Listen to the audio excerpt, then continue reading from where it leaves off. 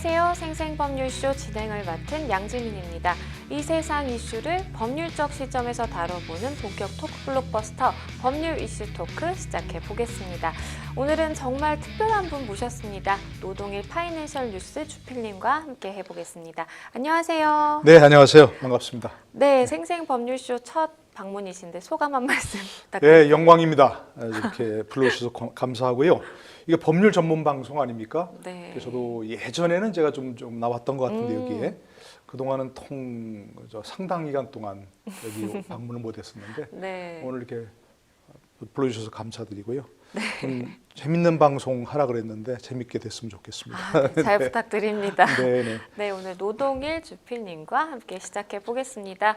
지금 이 방송은 유튜브를 통해서도 실시간으로 함께 방송되고 있습니다. 많은 시청 부탁드리겠고요. 유튜브를 통한 소통의 창구도 열어두겠습니다.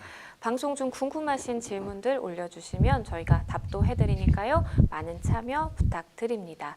그럼 법률 이슈 토크에서 만나볼 주제 함께 보시죠. 간호법 둘러싼 갈등 확산, 막 오른 이재명 대장동 재판, 과소비 혼내는 거지방 인기, 이렇게 오늘 세 가지 주제 준비가 되어 있습니다. 네, 바로 시작해 보겠습니다. 여러분은 지금 생생법률쇼와 함께하고 계십니다.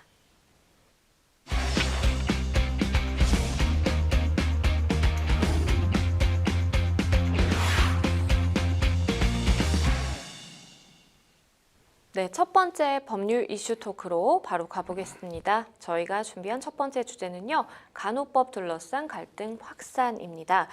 윤석열 대통령이 지난 16일 국무회의에서 간호법 제정안에 대해 이 제2요구권을 행사했지만 간호법을 둘러싼 의료계의 갈등 수그러들지 않고 있는 모양새입니다. 관련된 이야기 좀 나눠보도록 하겠습니다. 먼저 윤 대통령의 간호법에 대한 제2요구권 행사 어떤 배경이었을까요? 요즘 간호나 의료 쪽에 관심이 별로 없는 분도 상당히 많은 사회적 갈등이 있기 때문에 관심을 가졌을 텐데요.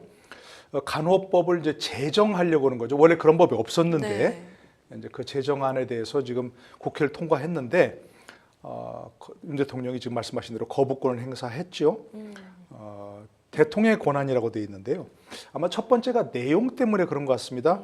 그 설명하시면서 유관 직역 간의 과도한 갈등을 불러일으킨다고 얘기했습니다. 네. 그리고 간호 업무의 탈의료기관화, 좀 이따 이제 설명을 드릴 텐데요. 그 국민들의 건강에 대한 불안감을 초래하고 있다. 갈등, 불안감 이런 걸 얘기하셨고 첫 번째 내용이. 두 번째 아마 절차적으로도 문제가 있다고 생각하는 것 같습니다. 정부 여당은 반대했죠, 이 제정안에 대해서. 그렇죠. 그런데 그것을 야당 단독으로 통과시켰다. 이런 것도 지금 문제를 삼은 것 같고요. 또 세 번째로는 좀 상황적인 문제도 있는 것 같아요. 좀 의료인이라고 하면 굉장히 범위가 넓잖아요. 그렇죠. 의사, 한의사, 또 치과 의사, 또 간호사, 간호조무사, 또 방사선사, 기타 등등 여러 그런 직역이 있는데 간호사와 한의사들만 이 법에 찬성을 하고 나머지 의료인 단체는 반대하고 있거든요. 이 법이 지금 이제 통과가 돼서 공포가 된다면 나머지 그러니까 의사와 간호조무사 그렇죠. 이런 간호사와 한의사를 제한 모든 직역 단체에서 파업하겠다 이렇게 하고 있기 때문에 그런 상황도 고려한 것이라고 생각합니다. 네, 사실 이 윤 대통령 취임 이후에 이제 두 번째이자 이 양곡관리법을 국회로 돌려보낸 지 불과 한 달 만에 다시 제2요구권을 행사를 한 건데요. 제2요구권, 즉 대통령 거부권이라고 우리가 이야기를 많이 하는데 이 제2요구권이 과연 무엇인지 이 법적 절차에 대해서 좀 설명을 해주시죠. 네, 이 부분은 정말 법적인 문제인데요. 우리 헌법의 국회 부분에 보면 헌법 제53조에 이제 이른바 거부권이라고 불리는 대통령의 제의 요구권이 이제 규정되어 있습니다. 네. 그러니까 이것은 이제 국회 부분에 규정되어 있으니까 법률 제정 절차의 일부분이다 그렇게 볼 수 있는 거죠. 우리가 잘 알다시피 지금 우리나라가 삼권 분립을 채택하고 있잖아요. 네. 그러니까 법을 중심으로 보면 국회는 법을 만들고 행정부는 법을 집행하고 사법부는 법을 해석하고 적용한다 이렇게 지금 얘기를 하지 않습니까? 그런데 이제 국회에서 법을 만들 때 만약에 이제 그 행정부로 보내서 법률로 성안이 된 법률로 공포가 된다면 행정부는 법을 집행하는 권한을 가지고 있는데 그 국회가 만드는 법에 대해서 아무런 권한을 행사할 수 없다. 이렇게 하면 조금 문제가 있는 법이 있어도 그쵸. 국회가 법을 통과시켜 버리면 행정부는 그 법을 그대로 집행할 수밖에 없잖아요. 네. 그런 일을 막기 위해서 이런 거부권을 규정하고 있다고 생각을 하는데요. 네. 우리는 지금 법을 흔히 이제 이걸 거부권이라고 얘기하잖아요. 이 법의 이런 그 권한의 최초가 바로 이제 미국의 헌법에 있는 건데 네. 미국 헌법에는 비토 파워, 즉 비토 파워라고 이제 해서 말 그대로 거부권이라고 규정되어 있습니다. 근데 우리 헌법에는 거부권이라고 돼 있지 않습니다. 그렇죠. 거부권이라는 것은 헌법적 용어는 아니고요. 우리 헌법에는 좀 얘기하신 대로 제의 요구권, 네. 영어로 좀 얘기해도 죄송합니다. reconsider라고 할 수 있죠. 네, 제의라고 하는 그렇죠. 것은 다시 좀 생각해 주세요. 다시 고려해 주세요. 이런 겁니다. 그러니까 거부권 그럼 뭔가 좀 그렇잖아요. 거부감이 그렇죠. 느껴져 네, 약간 맞아요. 말 그대로.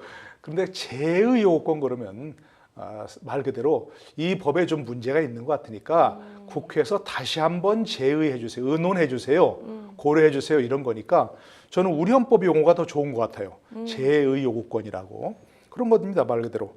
이 법을 만들 때 아까 말씀드린 내용이라든지 절차상이라든지 이런 문제가 좀 있으니까 국회에서 다시 한번 고려해 주세요라고 하는, 그래서 국회에 다시 환부하는, 돌려보내는 그런 권한이라고 할 수 있습니다. 그러니까 네.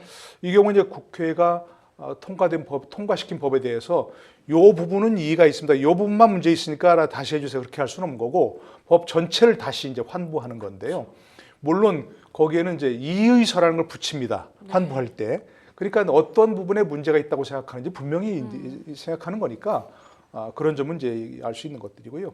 국회 돌려보내면 일부에서는 국회가 반드시 본회의에 재상정해야 한다라고 하는데 그런 건 아닌 거고요. 반드시 상정해야 한다는 시한이 정해진 게 없으니까 상정할 수도 있고 안 할 수도 있습니다. 일반적으로 이제 지난번 양곡관리법 같은 경우는 재상정을 해서 다시 국회에서 표결을 했죠. 그런데 제2요구가 그 제적 과반수 출석에 출석 의원 3분의 2 이상 찬성을 해야 재의결되는 겁니다. 그렇게 되면 네. 재의결이 거치되면 법률로 확정이 돼 버립니다. 바로. 네. 그런데 보통은 이렇게 제적 과반수 출석에 출석 3분의 2 요건은 굉장히 맞추기가 굉장히 힘들죠. 힘들죠.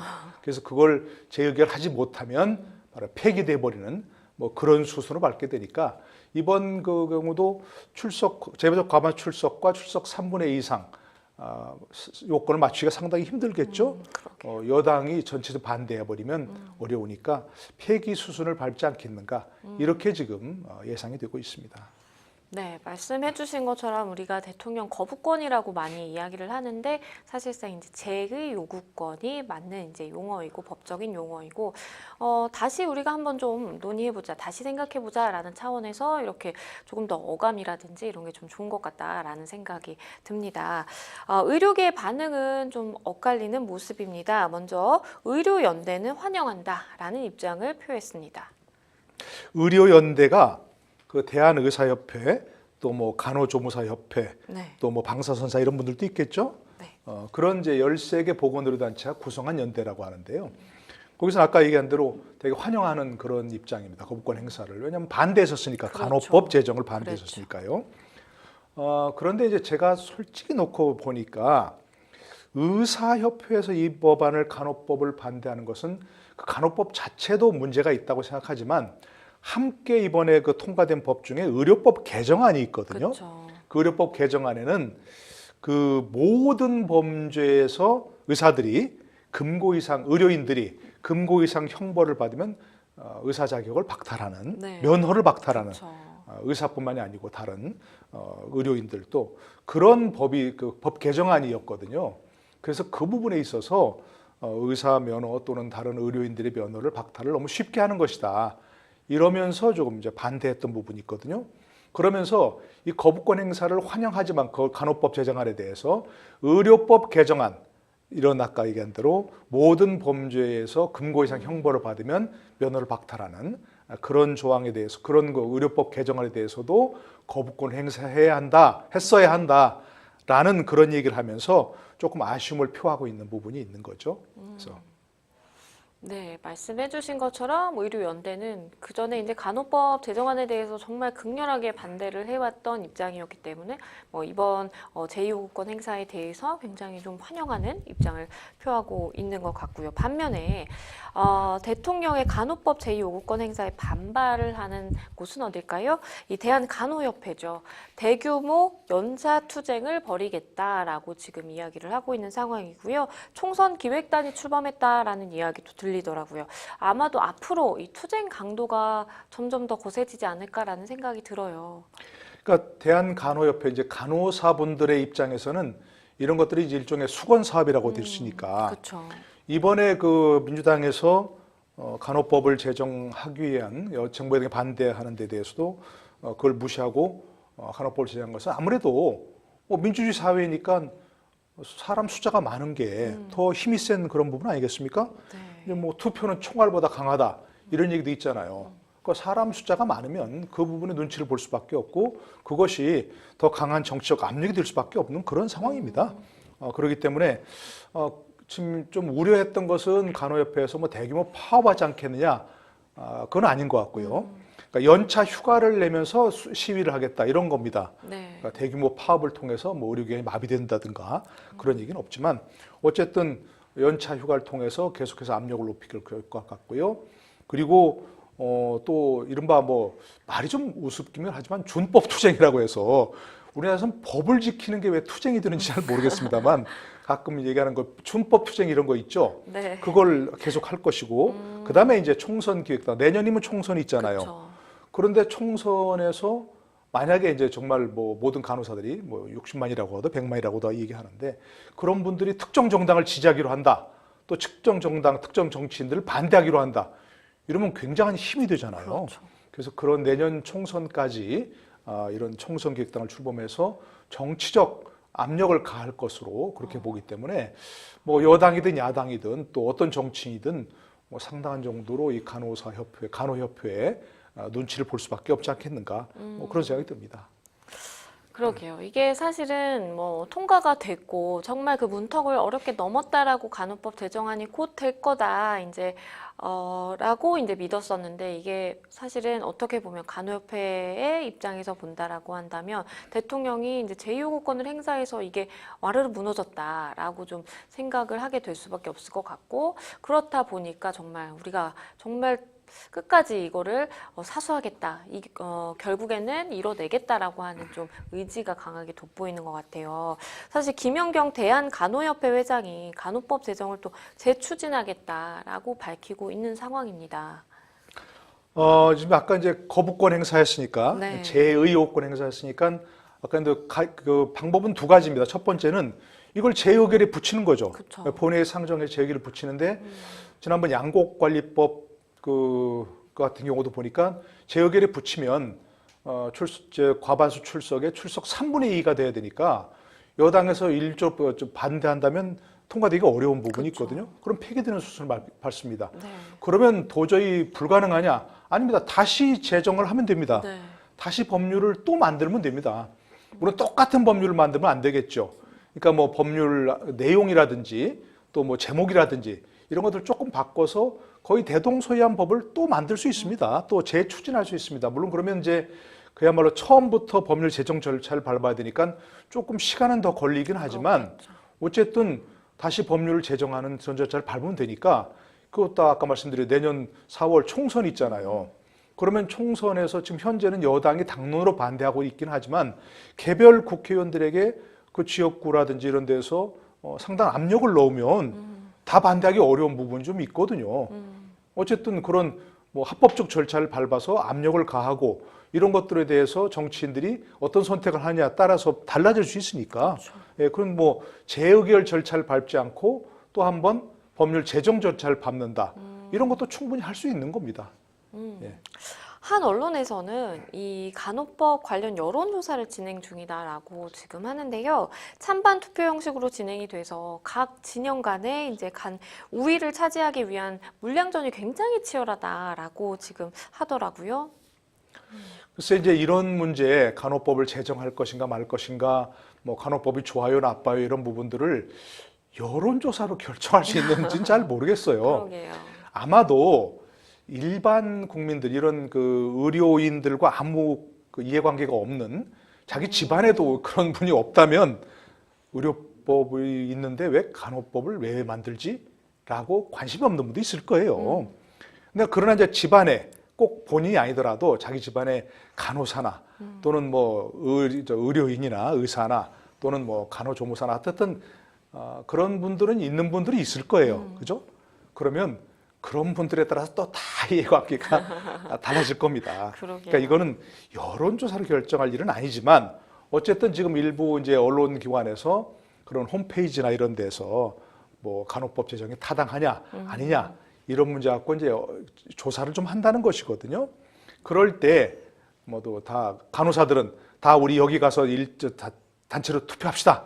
그럼 또 우르르 몰려갈 수도 있고 또 의사들은 또 아니다 우리도 다 참여하자 해갖고 우르르 몰려가면 그렇기 때문에 이런 부분은 이제 아마도 때때로 거기서 뭐 찬성 반대 여론 타당하다 타당하지 않다 이런 여론들이 뭐 순식간에 올라갔다가 또 반대쪽에 또 올라가기도 하고 막 이럴 겁니다. 그러나 다시 한번 말씀드리지만 이런 것들은 여론조사로 결정할 수 있는 문제는 아닌 것 같다 하는 그런 생각이 듭니다. 네, 파장이 계속되다 보니까 이제 정치권도 굉장히 서두르는 모습입니다.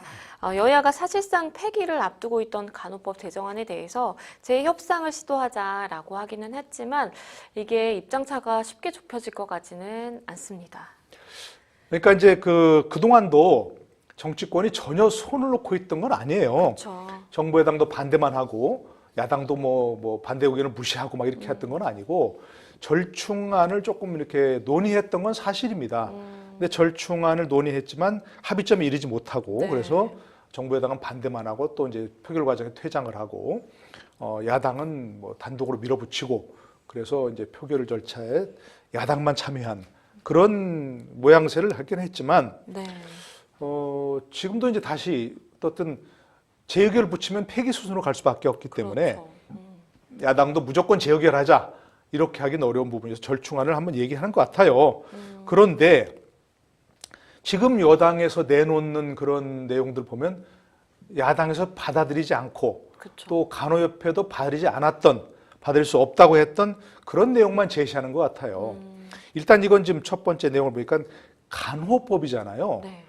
근데 의료법에 있는데 간호법이란 걸 별도로 이제 그 의료법 내에 간호사들에 관한 규정이 있었거든요. 네, 그렇죠. 간호사들은 의사의 진료를 보조하는 그게 이제 간호사라고 그렇죠. 하는 그런 정의가 있었는데 간호사법도 아니고 간호법으로 했습니다. 그러니까 여당에서는 간호법이 아니라 간호사법으로 하자. 이렇게 이제 제목을 좀 바꾸자. 법안 명칭을 네. 수정하자 이런 것들이 있었고요. 또 그걸 보면 간호사의 어떤 직무를 의료기관과 지역사회에서 이 간호법의 취지를, 이 그렇죠. 제정 이유를 모든 국민이 의료기관과 지역사회에서 수준 높은 간호를 받을 수 있도록 하자 이렇게 얘기했는데 이 문구 중에서 특히 이제 의사들이나 이 간호법을 반대하는 사람들이 문제 삼는 게 바로 이 지역사회입니다. 지금은 간호사들은 의료기관 내에서만 간호사 업무를 할 수 있잖아요. 그런데 이제 지역사회라는 문구를 넣음으로써 앞으로 현재 이제 의사들이 반대하는 의사들이 주장하는 것은 앞으로 간호사들이 의료기관을 떠나서 단독으로 간호 업무를 할 수 있도록 뭐 간호기관이라고 할까요? 뭐 이런 것들을 이제 앞으로 개설할 수 있도록 그렇죠. 그렇게 이런 뭐 어떤 첫 발을 떼었다 이렇게 주장을 하는 부분이 바로 이제 지역사회라는 문구거든요. 네. 현재 간호법만 가지고서는 할 수 없습니다. 네. 그런데 외국 사례를 보면 이 RN이라고 해갖고 이제 그 레지스터런 너스라는 그런 들 되면 또 어떤 전문 간호사 제도를 도입을 하면 앞으로 이제 뭐 돌봄 서비스 같은 걸 그렇죠. 또는 뭐 아주 수준 높은 이제 의료 행위, 난이도가 높은 그런 의료 행위는 아니지만 돌봄 서비스 같은 걸 하면서 일종의 뭐 예를 들어서 이제 이게 뭐 링거 같은 거 있죠. 우리가 흔히 얘기하는 거 뭐라 그럽니까? 그런 것들을 네. 그런 것들을 의사 처방을 받아서든 또는 의사 처방이 없는 상태에서 그걸 환자에게 주사할 수 있도록 한다든가 이런 것이 허용되는 나라들이 좀 있거든요. 네. 그래서 의사들이 반대하는 이유가 바로 그런 첫 발을 띈 것이다. 지역사회는 문구를 넣음으로써 이렇게 반대하고 있으니까 그럼 뭐 지역사회 문구를 삭제하면 될 거 아니냐 이런 얘기를 하고 있는데 또 한 가지 또 간호조무사들은 고졸만 됩니다. 고졸. 그렇죠. 그러니까 보통은 고졸 이상 이렇게 얘기하는데 고졸 이상은 안 된다는 겁니다. 네. 고졸 이상 뭐 말이죠. 뭐 고졸만 된다는 겁니다. 고졸까지만. 그렇기 때문에 그런 학력 제한도 폐지하자 이렇게 절충을 내놓고 있는데 이거 야당이 받아들이지 않았거든요. 또 간호사들도 받아들이지 않았고요. 그렇기 때문에 절충안은 좀 쉽지는 않을 것으로 그렇게 생각이 됩니다. 이게 사실 입장차가 너무 극명하게 다르기 때문에 좁히기는 참 쉽지 않은 문제인 것 같아요. 정부 차원의 간호사 달래기 움직임에도 이 대한간호사협회, 간호협회의 그 입장은 굉장히 강경한 것 같습니다. 일단은 간호법 제정안 통과를 요구를 하고 있고요. 만약에 이게 안 될 시에는 정치적인 책임을 묻겠다라고 지금 입장을 고수하고 있는 상황입니다. 그러니까 여당에 대해서도 이제 뭐 어떤 반대 움직임이 있겠죠. 집단적으로. 네. 그리고 이제 아까 얘기한 대로 이런 데 대해서 반대한 개개 의원에 대해서도 뭐 예를 들어서 낙선 운동 같은 거 할 수도 있는 것이고요. 그렇죠. 뭐 찬성하는 사람들에 대해서 뭐 찬성 운동 할 수 있는 거, 정치적으로 얼마든지 할 수 있는 것들이죠. 네. 내년 총선을 앞두고 아마 그런 것들이 상당한 압력으로 작용할 수 있기 때문에 현재 상황에서 간호협회나 이런 단체들이 집단적으로 움직이면 상당히 뭐 그러게요. 정치적 압력이 될 수 있기 때문에 그에 따라 조금씩은 정치적 지형도 변화할 수 있든 가능성이 있다고 볼 수 있는 거죠. 이게 처음에는 사실 간호법 제정안이 이제 통과되느냐 마느냐 여기에 대해서 이제 거부권을 행사하느냐 마느냐 이렇게 쭉 논란이 좀 옮겨붙고 있는 모양새거든요. 지금은 진료 보조 간호사, PA 간호사 합법화 논쟁까지 지금 벌어지고 있는 상황입니다. 사실 PA 간호사라는 게 이제 불법의 여지가 있죠. 그런데 대형 병원에서는 의뢰, 관행상 이 의사들의 부족한 진료 공백을 좀 메워왔다라는 이야기도 나오더라고요. 그러니까 아까 얘기한 대로 이제 지금 현재 의료법에 간호사 업무가 의사의 지시를 받아서 의사의 진료를 보조하는 역할을 하게 돼 있거든요. 네. 너무 애매하잖아요. 그쵸. 그죠? 어디까지가 의사의 진료를 보조하는 역할인지. 그렇죠. 그게 지금 이제 PA 간호사라고 하는 것은 아직 우리나라에서 이제 뭐 특별한 전문 간호사가 있는 건 아닙니다. 다 그렇죠. 간호사는 똑같은 간호사지. 네. 외국에는 어떤 전문 간호사가 있기 때문에 앞으로 이제 의사들이 아까 우려하는 것 중에 하나가 바로 이제 그런 전문 간호사 제도가 도입될 거 아니겠느냐 이런 것도 좀 우려하는 부분인데 특히 문제가 이제 특히 수술실에서 의사의 진료를 보조하는 역할을 하는 사람이 있지 않겠습니까? 네. 그런데 그 역할은 어디까지냐? 그쵸. 그래서 아까 얘기한 대로 무슨 뭐 대리 수술이라고 하는데 수술 전체를 뭐 대리하는 건 아닌 것 같고 그렇죠. 수술을 과정에서 예를 들어서 뭐 전체 주된 수술을 하고 이제 간호사가 나머지 마무리를 한다든가 이럴 때 엄격하게 따지면 그것도 불법이에요. 그렇죠. 수술을 행위 일종이니까. 그렇죠. 그냥 예를 들어서 의사가 수술하는데 그 옆에서 뭐 소음을 댄다든가 뭐 이걸 하라 그러면 그걸 한다든가 하는 건 맞아요. 괜찮지만 그렇죠. 그게 아니고 만약에 만약 봉합을 마무리한다든가 그렇죠. 그것도 엄격하게 따지면 불법될 수 있거든요. 그 전체적으로 한 1만여 명이 된다고 하는데 그 수술실에서 네. 간호 업무 하는데 그런 것들이 과연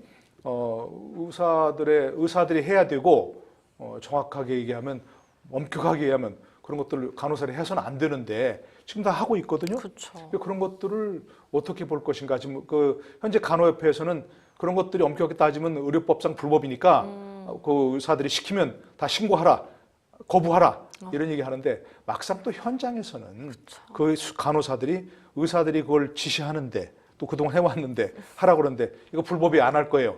그렇게 하기 쉽지 어려운 않죠. 부분이 있거든요. 그러니까 이런 것들도 현재 상황에서 보건복지부나 또 의사협회나 간호협회나 또 간호조무사협회나 다른 의료인들이 모여가지고 과연 그런 것들을 정확하게 매뉴얼대로 어디까지는 불법이고 어디까지는 합법이고 어디까지는 의료법에 따른 그런 진료를 보전 역할인지 조금 확실하게 매뉴얼화하는 게 훨씬 더 그말 환자들의 국민들의 불안감을 좀 적게 하는 그런 것들이 아닐까 싶습니다. 네. 그러게요. 저도 이제 처음에 1만여 명으로 추산이 된다라고 이야기를 해서 아니 왜 이렇게 많지라고 생각을 했는데 사실 이제 의뢰 이제 대학병원에 가서 약만 타가면 되는 뭐 만성 질환자라든지 이런 분들 같은 경우에는 사실은 의사가 처방 내리는 약 종류가 매번 거의 동일하기 때문에 그런 것도 사실은 처방을 하는 건 의사가 해야 되는 것이 원칙인데 이런 PA 간호사들이 또 담당해서 업무를 하고 있기도 한다고 하더라고요. 그렇기 때문에 사실 이게 관행과 그리고 새로운 제정안과 그리고 기존의 법률과 정말 충돌하는 지점이 굉장히 많다라는 생각이 듭니다. 윤 대통령의 간호법 제정안 거부권이 결국 의료계 위계 질서에 따른 뭔가 고질적인 갈등을 분출하고 있다라는 지적도 있더라고요. 뭔가 뇌관을 건드렸다라고 봐야 될까요? 네, 이건 조금 참 민감한 얘기인데요. 의료 현장에서는 저기 토론하시는 걸 제가 보니까 이제 의사들도 나와서 얘기하시고 뭐 의사, 간호사, 간호조무사 모두가 함께 협력해야 할 연대하고 협력해야 할 그런 다 의료 직역이다 이렇게 얘기하시지만 현장에서는 그게 사실이 아닙니다. 조금 의사들은 간호사 대하기를 정말 죄송한 표현이지만 시녀 대하듯이 함부로 대하고 막 대하고 동료로 대하지 않습니다. 할 동료로 대해야 되는데 그러게요. 그런 부분들이 사실은 현장에 있습니다. 네. 그러니까 지금 간호사들이 간호법을 만들기 원하는 것도 일종의 그런 데 대한 피해 의식에 대한 피해 의식을 반로라고 볼 수 있는 부분이 있고요. 네. 현장에서는 간호사 숫자가 전체적으로 굉장히 부족하고 네. 그렇죠. 또 처우도 열악하고 지금 저희 그 누님도 예전에 간호사 하셨는데 3교대 합니다. 3교대. 그렇죠. 너무 그러니까 24시간을 다 지켜야 되니까 그쵸. 병원을 3교대를 하면 한 달은 아침 일찍 나가고 네. 한 달은 또 오후에 나가고 한 달은 밤에 나가고 이런 것들을 계속 바꿔야 되거든요. 그렇죠. 그러면 생적 리듬도 그게 적응하지 못하잖아요. 맞아요. 그게 굉장히 중요한 그런 분들인데 그게 숫자를 많이 좀 하면 어떤 사람은 계속 아침에 나갈 수 있고 뭐 자기 스케줄 따라서 그런데 그걸 계속 돌아가거든요. 그런 부분 숫자 부족, 간호사 처우 또 지금 아까 말씀드린 대로 현장에서 정말 의사와 또 동료가 아니라 하대하듯 하는 네. 그런 현실 이런 것들을 좀 개선하는 그런 것들이 좀 필요하지 않을까 싶어요. 그러려면 이렇게 서로 다툼, 싸울 게 아니라 대화가 필요합니다. 대화가. 정말 보건복지부에서 주도권을 쥐고 해서 이런 것들을 법을 무조건 만들어서 정치인들도 무조건 법을 만들고 거부하고 뭐 이렇게 할 게 아니라 정말 그런 데다 허심탄회한 대화를 통해서 이런 문제를 근본적으로 어떻게 개선해 나갈지 이런 좀 그런 갈등을 부추기는 역할을 할 게 아니라 갈등을 좀 줄어들게 하는 그런 역할을 어떻게 할지 정부, 정치인, 또 간호사, 의사 이런 분들이 좀 허심탄회한 대화가 필요하지 않을까 이런 생각이 듭니다. 네. 그러게요. 좀 늦은 감도 있기는 하지만 지금이라도 좀 대화를 해봐야 되는 건 아닌가라는 생각이 듭니다. 점점 더 혼돈속으로 빠져드는 것 같은 간호법의 운명 저희도 함께 지켜보도록 하겠습니다. 여러분은 지금 생생법률쇼와 함께하고 계십니다.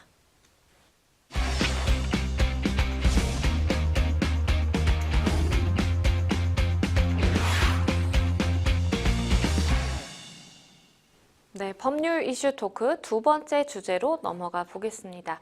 두 번째 주제, 막 오른 이재명 대장동 재판이라는 주제입니다. 지난해 1월부터 1년 5개월째 진행이 되고 있는 대장동 재판, 이달부터 새 국면을 맞았는데요. 더불어민주당 이재명 대표에 대한 이 대장동 및 위례 신도시 개발 사업 특혜 의혹 그리고 성남FC 후원금 관련된 의혹 등에 대한 재판이 이달 11일부터 시작이 됐기 때문입니다. 1년 반 만에 새 국면으로 접어든다라고 평가를 받고 있는 이 대장동 재판에 대해서 좀 하나하나 분석해 보는 시간 갖겠습니다. 먼저 1년 5개월 전부터 현재까지의 좀 재판의 진행 상황이 좀 어떻게 됐을까요?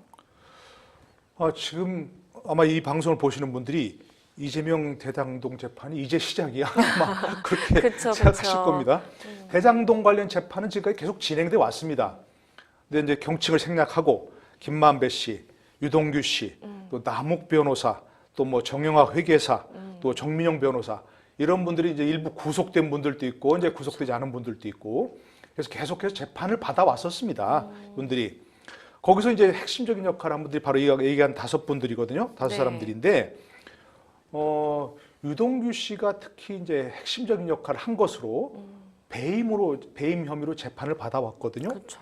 그런데 이제 그 검찰이 지금 아신 대로 이재명 대표가 이에 대해서 정점에 있는 과연 성남시장이었으니까 이 문제가 배장동 문제가 제기됐을 때 이재명 대표를 계속해서 수사를 했었고 수사하고 나서 불구속 기소를 했죠. 대장동 사업에서 9,600억이 이제 그 수익이 발생했는데 네. 7,886억을 민간 사업자가 가져갈 수 있도록 그걸 구조를 설계했다는 겁니다. 그리고 4,895억 원을 공공이 회수할 수 있는데 그것을 민간인 업체를 가져갈 수 있도록 했다. 그게 이제 배임이라는 거죠. 그렇죠. 예, 그래서 이제 그걸 이재명 대표를 기소했고, 그거를 지금 현재 재판이 이제 그 이재명 대표에 대한 재판이 시작되고 있다. 뭐 그렇게 보시면 되겠습니다. 네, 말씀해 주신 것처럼 이 대장동 5인방으로 불리는 사람들에 대한 재판은 이미 시작이 돼서 진행이 되고 있는 상황이고 이재명 대표에 대한 재판이 이번 달에 시작이 된 건데요. 11일 이 특가법 위반 등으로 기소된 이 대표와 그리고 이제 정진상 전 실장 첫 공판 준비 기일이 열렸습니다. 그런데 이제 이재명 대표 측 모든 혐의를 부인했거든요. 우선 대장동 위례 사업 관련해서는 유동규 전 본부장이 이제 민간업자와 결탁해서 벌인 일이지 나와는 무관하다라는 입장을 견지하고 있는 상황입니다. 그런데 이제 유 전 본부장의 입장에서는 최근에 이어진 재판에서 내내 이재명 대표를 대장동 의혹의 실질적인 총책임자다라고 지목을 하고 있습니다. 그러니까 조금 전에 말씀드린 대로 이 대장동 관련해서는 지금 재판이 계속 진행돼 왔거든요. 그렇죠. 아까 말씀드린 사람이 기소가 되었고, 뭐 구속 기소된 사람도 있고, 불구속 네. 기소된 사람도 있고, 그 유동규 씨가 사실은 그 정점에 있다. 이렇게 이제 기소가 해서 재판이 되어 왔어요. 네. 그런데 이제 유동규 씨가 그런 거죠. 내가 그동안은 내가 책임자라고 얘기를 했었는데 그게 아니고 사실은 이재명 당시 시장이 책임자예요. 이 이재명 시장이 다 했어요. 그동안 내가 책임자라고 한 거 해왔는데 사실은요 내가 이재명 대표를 보호하려고 했어요. 이렇게 좀 쉽게 얘기하면 그런 그렇죠. 겁니다. 대장동 관련해서는. 그리고 또 한 가지가 이제 위례 신도시는 새삼스럽게 나온 거죠. 위례 신도시 대장동 사업과 그렇죠. 대장동 사업과 다르게 지금 진행돼 왔던 부분이고요. 위례 신도시도 이재명 시장이 당시 시장이 있을 때 인허가가 된 그런 부분이고요. 네. 그렇기 때문에 그동안은 유동규 씨가 성남도시개발공사 본부장이었죠. 내가 배임이었다라고 이제 해서 기소됐었는데 그게 아니고요. 저는 책임자가 아니었고요. 이재명 시장이 책임자였고 다 그때 이재명 시장이 다 한 겁니다. 이렇게 얘기해서 다시 이제 재판이 그렇죠. 완전히 새롭게 좀 돼야 되는 그런 상황이 돼버린 것이고요. 네. 그래서 이재명 대표가 이제 현재 민주당 대표가 기소됐는데 당연히 유동규 씨가 책임자였고 다 했는데 나한테 책임을 떠넘기고 있다 이렇게 네. 부인을 하고 있는 거죠 상황이 그런 것들이고 좀 전에 얘기한 것처럼 뭐 유례 신도시도 마찬가지다. 다 그 당시 나는 몰랐고 다 그때 이 유동규 씨를 정점으로 한 그런 대장동 유례 신도시 이런 사업을 하는 사람 민간 사업자가 유동규 씨와 결탁해가지고 저지른 배임 행위다 이렇게 지금 부인하고 있는 뭐 그런 상황인 거죠 현재로서는. 예. 그러면 지금 이제 대장동 그리고 이제 위례 신도시 관련된 혐의를 부인하고 있다라는 말씀을 주셨는데 이 성남 FC 후원금 의혹도 사실 있거든요. 이 부분에 대해서도 지금 이 대표 부인을 하고 있는 상황입니다. 성남 FC 후원금 의혹은 또 어떤 걸까요? 지금 이제 새롭게 이제 기소된 것들이 이재명 대표가 이제 기존에 지금 재판을 받고 있는 게 선거법 위반 재판이었죠. 근데 지금 이제 새롭게 기소되어서 새롭게 재판받고 있는 것들이 대장동 배임 혐의, 그다음에 이제 위례 신도시 배임 혐의, 네. 그다음에 또 한 가지가 이제 제3자 뇌물이라고 하는 성남 FC 후원금 의혹. 이게 이제 세 가지가 한꺼번에 기소가 되어서 지금 재판을 또 새롭게 시작하고 있는 겁니다. 네. 근데 성남 FC 후원금 의혹이라고 하는 것은 많이 들어보셨겠지만 제3자 뇌물 혐의입니다. 제3자 뇌물 혐의. 제3자 뇌물이라고 하는 것은 내가 뇌물을 직접 뇌물이란 건 내가 뇌물을 받아야 되는 거 아니에요. 네. 그런데 내가 뇌물을 받은 게 아니고 내가 어떤 사람에게 어떤 일을 해줬는데 그 사람이 제3자에게 뇌물을 줬다 그런 얘기입니다. 그러니까 한마디로 좀 쉽게 얘기하면 과거에 이런 게 있었죠. 그 두산건설이 성남 판교 근처에 땅을 가지고 있었는데 네. 땅을 샀었는데 개발이 안 되고 있었습니다. 그런데 이제 이재명 시장에게, 당 시장에게 이걸 좀 개발하게 해주세요라고 이제 인허가를, 병원 부지였는데 병원은 못 짓겠으니까 병원 인허가가 아니고 그냥 건물을 올리게 해주세요라고 이제 청탁을 하고, 이재명 당시 시장이 그걸 들어주고, 오케이, 이거 저 병원이 아니고 용도 변경을 해서 그냥 사옥을 짓겠습니다라고 하니까 그걸 인허가를 해주고 나서, 그러면 만약에 이재명 시장에게 직접 돈을 줬으면 그냥 뇌물이잖아요. 그쵸. 단순 뇌물. 그런데 그게 아니라 내가 이재명 시장이 이걸 사옥으로 인허가를 줄 테니까 성남 FC에게 후원금을 주세요. 라고 했다는 얘기입니다. 그게 이제 제3자 뇌물 혐의인 거죠. 근데 이재명 대표 측에서는 아니 나는 한 푼도 안 받았다니까 이득을 취한 게 없잖아요 라고 좀 얘기했습니다. 네. 그런데 그 얘기는 말이 안 되는 게, 지금 이 현재 기소된 거에서 방어 수단이 안 되는 게, 내가 한 푼도 이득을 취하지 않았다 그랬잖아요. 내가 한 푼이라도 이득을 취했으면 아까 말씀드린 그건 뇌물이라니까요. 그게. 내가 한 푼도 이득을 취하지 않고 다른 제3자에게, 성남FC도 이제 법인이니까, 법인격을 가진 제3자니까 제3자에게 이득을 취하게 했으니까 그게 제3자 뇌물죄가 된다는 얘기입니다. 그러니까 예를 들어서 그 성남시장으로서 뭐 사옥 인허가 해줄 수 있죠. 할 수 있습니다. 그거는. 네네, 그렇죠. 네, 얼마든지. 그리고 두산건설은 성남FC에게 후원할 수 있죠. 얼마든지. 그렇죠. 그 관계가 서로 연결고리가 없으면 얼마든지 할 수 있는 겁니다. 합법적으로. 인허가도 할 수 있고 또 후원도 할 수 있고. 그런데 그게 연결고리가 딱 되어지는 순간, 내가 인허가를 해줄 테니까 성남FC에 후원해 주세요, 이러는 순간 그건 뇌물이 된다는 얘기입니다. 그쵸. 제3자 뇌물. 그게 이제 물론 이제 이재명 대표 측에서는 그런 연결고리가 없다. 나는 순수하게 인허가 해준 것이고 그쪽에서는 순수하게 후원해 준 것이다라고 얘기하는데, 두산건설뿐만이 아니고 뭐 네이버, 차병원, 또 무슨 푸른 위례 뭐 이런 여러 기업들이 후원한 것들이 인허가를 받고 그것을 고리로 해서 인허가 해준 것이다. 이러기 때문에 그게 제3자 뇌물 혐의로 지금 또 그것도 기소가 되었고 재판을 받고 있는 거죠, 이제. 그런데 이게 또 주목받는 포인트는 수사 기록만 400건에 달한다라고 지금 이야기가 나오고 있습니다. 재판부에서도 이 재판 소요 시간 한 1, 2년 정도 걸릴 거다라고 이야기를 하고 있다고 해요. 대장동 재판은 지금 말씀드린 대로 굉장히 많은 사람이 현재 재판을 받고 있고요. 네. 또 이재명 대표가 또 새로 기소가 되었고, 또 거기 관련된 똑같은 뭐 그 대장동 관련된 건 아니지만 뭐 김용 또 정진상 이런 그렇죠. 두 분들도 거기에서 나온 수익으로 뇌물을 받았다. 이런 것도 또 재판을 받고 재판 기소가 됐잖아요. 네. 현재 재판 중이고. 그렇기 때문에 너무 얽힌 사람들도 많고 그 관련된 사건 자체가 너무나 복잡합니다. 너무나 맞아요. 복잡하기 때문에 이 관련자 아까 말씀한 대로 수사 기록만 400건에 달한다고 하는데, 그렇기 때문에 당사자 입장에서도, 기소된 사람 입장에서도, 피고인 입장에서도 방어 준비를 해야 될 거 아니에요. 그렇죠. 그런데 그걸 다 읽어보고 또 당사자가 확인을 하고 변호 입장에서도 네. 이건 사실입니까 아닙니까 하고 그렇죠. 나름대로 방어 계획을 세워야 할 거 아니에요. 그렇죠. 재판 계획을. 근데 지금 현재 기소된 상태에서 바로 재판이 막 진행돼 버리면 준비할 시간이 없으니까 준비할 시간만도 아마 상당 기간이 달할 겁니다. 그러게요. 재판정에 나와서 다 뭐 양재인 변호사도 아시지만 이거 기록도 다 안 읽어봤습니다. 그러니까 저 재판 기일 다음에 한 달 후에 해주세요. 보통 그렇게 얘기하잖아요. 근데 한 달 동안에 이거 다 못 재판 기록 검토도 어려울 거니까 석 달 후에 해주세요. 그럴 수도 있는 것이고. 그렇죠. 만약 재판부에서 보통은 이제 좋습니다. 한 달 후에 기일 수년하겠습니다라고 할 때, 속행하겠습니다 할 때 한 달 후에 나와서 또 준비가 안 됐으니까 또 한 달 주세요 하면 재판부도 무조건 안 된다고 할 수가 없는 거 아니에요. 그렇죠. 너무나 기록이 방대하기 때문에. 그러니까 뭐 아마도 재판 시작만 해도 몇 달 걸릴 것이고, 그러게요.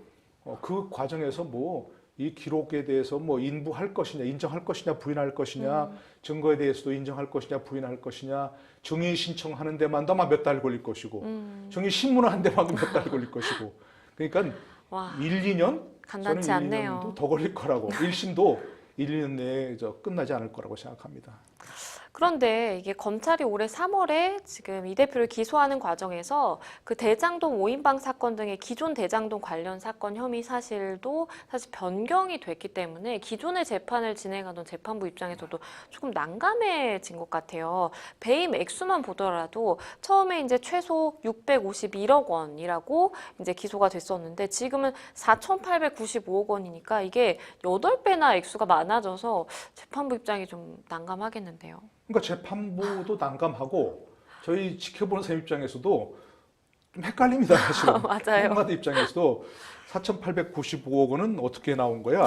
좀 전에도 얘기한 대로 무슨 7,886억 원, 또 너무 전체 복잡해요. 수익은 9,606억 원 이렇게 얘기하니까, 그러니까 재판부 결론을 내려야 되는 결정을 해야 되는데 맞아요.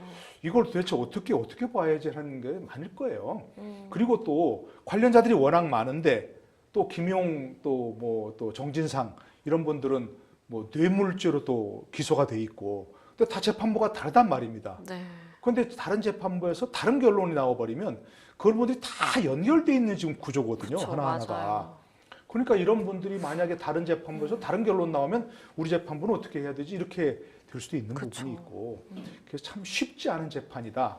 그래서 어쨌든 뭐 지금 그런 것들을 다 설명을 드리면 시청자분들께서도 헷갈리실 테니까 어쨌든 그 많은 사람들이 재판을 받고 있는데 한 재판부에서 다 할 수도 없는 겁니다, 이게. 맞아요. 사실은 이게 한 재판부에서 모두 병합을 해서 같이 봐야 이게 연결고리가 그렇겠죠. 명확해지는데 네. 그 많은 사람들, 많은 재판을 함께 할 수도 없는 거예요. 그쵸. 따로따로 하고 있으니까 또 다른 재판부에서 다른 결론이 나올 수 있고, 증인들이 이 재판부에 갔다가 저 재판부 갔다가 이러는데 또 증인들도 헷갈릴 수 있어요, 사실은. 그렇죠. 내가 저기서 무슨 말했는데 기억이 조금 시간이 지나다 보면 흐릿해질 수도 있는 거고 그렇죠. 다르게 될 수 있는 것들이고, 그렇기 때문에 이 재판은 1심 결론까지도 쉽지 않을 것 같고 1심 결론이 나온다 하더라도 이런 결론이 맞아? 이렇게 될 수밖에 없는 이런 방대한 재판이다. 이렇게밖에 얘기 드릴 수가 없습니다. 네, 두 번째 법률 이슈 토크, 이재명 대표의 대장동 재판 관련된 이야기들 짚어봤습니다. 저희는 또 다음 주제로 넘어가 보겠습니다. 네, 세 번째 법률 이슈 토크는요, 과소비 혼내는 거지방 인기라는 주제입니다. 거지방이라고 하니까 뭔가 어감 자체도 굉장히 자극적으로 느껴지기도 하는데, 주필님께서는 이 거지방이라고 들어보셨나요? 아니, 용어 자체는 모르진 않았는데 네. 거지방, 그래서 뭐 거지들이 단톡방을 만들어서 있는 건가? 라고만 생각했는데 네. 이 이슈를 준비하면서 이제 다시 보게 됐죠. 왔는데 근데 우선 의문이 드는 게 네. 왜 이런 걸 법률 이슈 토크를 해야지 이런 생각이 우선 들기도 했고, 네. 어쨌든 이걸 계기로 조금 자세하게 알아봤다는 말씀을 좀 드립니다. 그러게요. 정말 새롭게 등장한 뭐 신조어까지는 아니더라도 어쨌든 새롭게 등장한 이런 좀 문화라고 해야 될까요? 참 신기합니다. 모르는 사람들이 서로 모여서요. 서로의 지출 내역이나 절약 습관이나 이런 걸 공유하는 메신저의 오픈 채팅방을 이제 거지방이라고 하는데요. 이 거지방에 모인 사람들은 나의 소비를 한번 최극단으로 좀 줄여보겠다라는 생각을 가진 사람들이 모인 겁니다. 그래서 한 달에 나는 얼마 쓸 거야 하는 이제 지출 목표를 정하게 되고요. 하루하루 지출 내역을 서로 이제 공유하면서 뭐 독려하기도 하고 응원하기도 하고 이런 모습인 것 같습니다. 이렇게 거지방이 유행하는 인기 뭘까요? 그러니까 이건 저는 거지방 이런 게보다는 짠물방, 짠돌이방 그 어떨까 싶긴 한데, 네. 저는 여러 가지 이제 얘기가 있더라고요. 먼저 뭐 사람들이 많이 이제 그동안은 대개 이제 이런 것들은 자기 그 과시하는 게 굉장히 많았잖아요. 그렇죠. 어디 뭐 이제 외국에서도 이슈가 된다 그러죠. 한국 사람들이 뭐 이른바 소비할 때 오마카세 가가지고 뭐 이런 걸 먹는다 하는 걸 과시하는 맞아요. 그런 과소비 문화가 있다는 말도 하고 그러는데, 그에 이제 어떤 그 극단적으로 반대되는 그 성향이겠다, 트렌드겠죠. 그야말로 이건 절약하자. 그 자기가 얼마나 더 절약하는가를 좀 내세우는 그런 방이고, 다른 사람들과 함께 절약을 좀 이렇게 격려하자 이런 데라 그러는데, 저는 가만히 생각하니까 어떤 소통의 한 형태라고 생각해요. 네. 소통의 한 형태.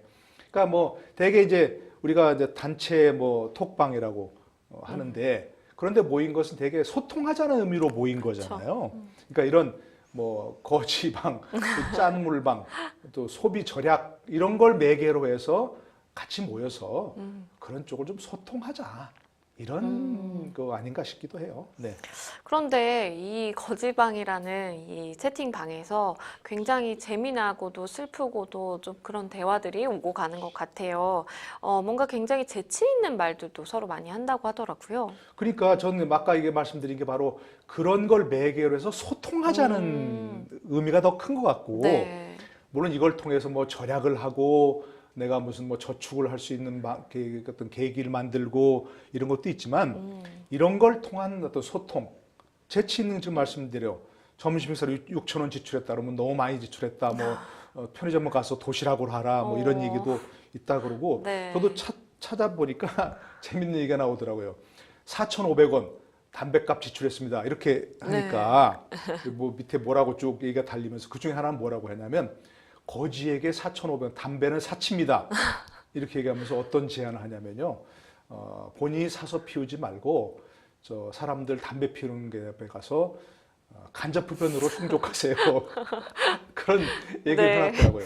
그러니까 그런 것들, 그러니까 일종의 참 재치 있는 말도 맞아요. 있잖아요. 네. 그러니까 우리 같은 사람 말고 이제 젊은 세대 이런 사람들은 어떤 형태 좀 이게 슬프잖아요, 그죠?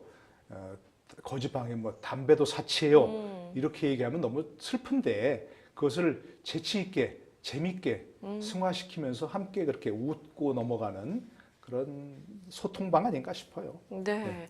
근데 한편에서는 이런 이야기도 있더라고요. 이게 너무 이제 경제가 어렵고 사회적으로 어려움이 크다 보니까 이렇게 궁지로 몰린다라는 측면과 실용적이고 굉장히 좋은데 이런 젊은 층이 굉장히 실용적인 걸 추구하는 게 좋아 보인다라고 하는 이 양극단의 이야기가 있더라고요. 그러니까 일종의 이제 뭐 본인의 어떤 그 현재 상태를 과도하게 과시하는 것도 사람들이 있을 수 있죠, 그죠? 네. 네.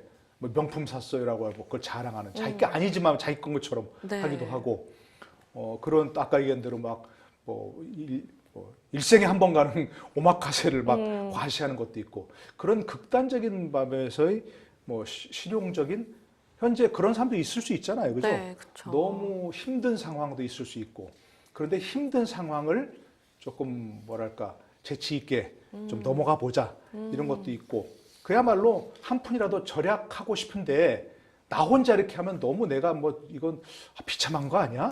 그런데 동조하는 사람들이 많아지면 오히려 그런 것들에 대해서 좀 더 슬프지 않게 힘을 얻어가면서 할 수 있는 같이 하면 힘들게도 쉽게 갈 수 있잖아요. 맞아요. 뭐 그런 또 트렌드 반영하는 뭐 그런 것도 아닌가 싶어요. 일단은 뭐 청년층의 주머니 사정이 굉장히 좋지 않은 거는 분명해 보이는데요. 정부가 이 청년들을 위해서 뭔가 좀 대책을 내놓는다라든지 청년들의 이런 팍팍한 삶을 좀 도와주기 위해서 뭔가라도 좀 하면 참 좋겠다라는 생각이 들어요. 저 최근에 어디 가니까 요 서초동 근처에 네. 저 아주 멋있는 건물이 들어와서 이게 뭐 지어야 보니까 청년 주택을 그쵸, 지은다 그래요. 맞아요. 그러니까 정부에서 나름대로 노력을 많이 하는 것 같아요. 청년 주택도 많이 공급을 하는 것 같고 또 청년 도약 계좌 뭐 월 70만 원씩 5년을 모으면 5천만 원을 네. 한다고 굉장하잖아요, 그죠?